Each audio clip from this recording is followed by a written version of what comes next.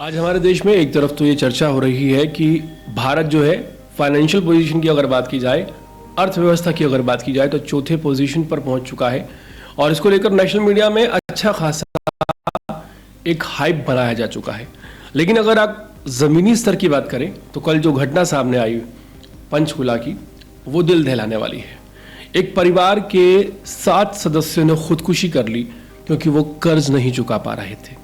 इन सदस्यों में प्रवीण मित्तल, पिता देशराज, पत्नी रानी समेत घर के 7 सदस्य थे। एक शख्स अपनी बीवी, 3 बच्चों और बूढ़े माँ बाप के साथ खुदकुशी करने को मजबूर हो जाता है क्योंकि उसने एक बिजनेस शुरू किया था, बिजनेस नहीं चलता है, उसे घाटा होता है, उसकी तमाम गाड़ियाँ और उसके घर सील कर दिए जाते हैं और ऊपर से फाइनेंसर्स जो हैं वो लगातार धमकियां देते हैं और डर का माहौल इतना ज़्यादा बढ़ जाता है कि आखिरकार प्रवीण मित्तल को ये कदम उठाना पड़ता है।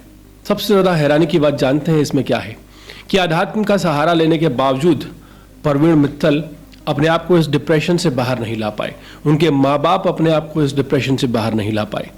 आपको बता दें, हैरानी की बात यह है कि इस वारदात को उस वक्त अंजाम दिया गया जब पूरा का पूरा परिवार बागेश्वर धाम हनुमान जी के एक प्रोग्राम से होकर वापस लौट रहा था। जब एक शख्स ने उनकी गाड़ी को पार्क किए हुए देखा तो सवाल किया कि वो गाड़ी वहाँ से हटा ले। तो पहले तो बात को घुमाने की प्रवीण मित्तल ने कोशिश की, लेकिन फिर प्रवीण मित्तल ने बड़े ही करुणापूर्ण स्वर में कहा कि उन सब ने जहर खा लिया है और उनके ऊपर अच्छा खासा कर्जा है, लेकिन कोई मदद नहीं कर रहा। प्रवीण मित्तल ने मरने से महज 5 मिनट पहले इस बात को स्वीकार किया और बताया कि उनके रिश्तेदार करोड़पति हैं लेकिन कोई मदद नहीं कर रहा है। सोचिए कितनी भयावह स्थिति है। ये कोई बहुत ज़्यादा गरीब परिवार की कहानी नहीं है, एक ऐसे परिवार की कहानी है जो मिडिल क्लास था और पैसे लेकर, लोन लेकर किसी तरह अपने बिजनेस को आगे बढ़ाना चाहता था।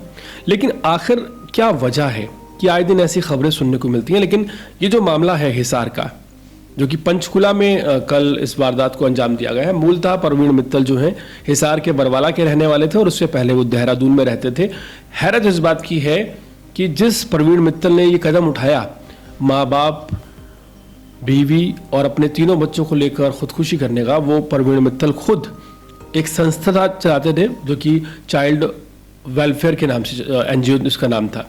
अब सोचिए कि एक शख्स जो आध्यात्म से भी जुड़ा हुआ है, एक सामाजिक संस्था से भी जुड़ा हुआ है और पॉजिटिव भी है, लेकिन वो आखिर क्या वजह है कि इतना मजबूर हो जाता है कि उसे खुदकुशी करनी पड़ती है। सवाल यहाँ पर यह है कि क्या वाकई हमारी जो अर्थव्यवस्था है वो चौथे पोजीशन पर पहुंच चुकी है?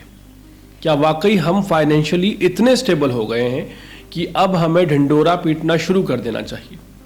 सवाल ये मैं इसलिए बार बार कर रहा हूं क्योंकि ये जो पीड़ा नज़र आई है, ये एक ऐसे क्लास की नज़र आई है जिस क्लास के बारे में नेतागण बात करने से अक्सर कतराते हैं। गरीबों का ढिंडोरा पीटा जाता है लेकिन मिडिल क्लास के बारे में बात बिल्कुल नहीं की जाती।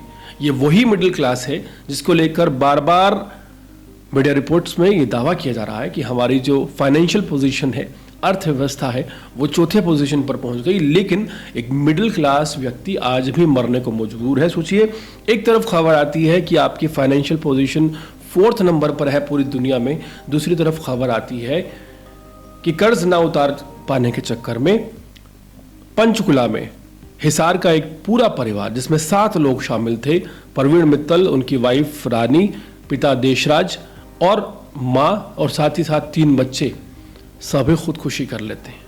यह हमारे लिए प्राउड मोमेंट है या बहुत ज़्यादा शर्मनाक बात है, एक सोचने का विषय है।